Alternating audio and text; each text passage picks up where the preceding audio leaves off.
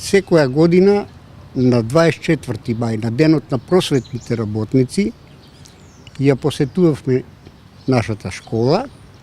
Тука држиме час, со букет цвеќе одиме на споменикот на Гоце Делчев, како наш колега.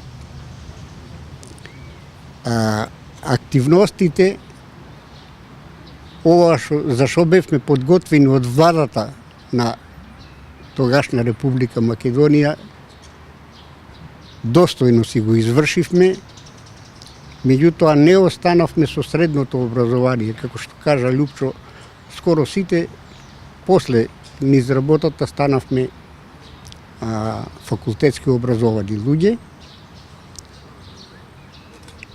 Покрај основната работа што ни беше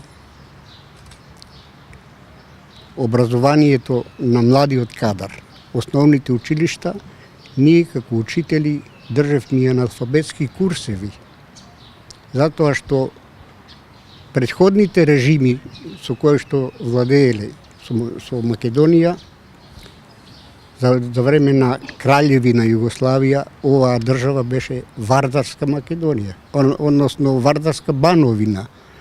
За време на бугарската окупација, оваа територија беше новоослободените краишта, така да ние сме генерација што сме учеле и српски и бугарски јазик, на крајот да завршиме со македонски и ние децата да ги обучуваме на наш мајчин јазик.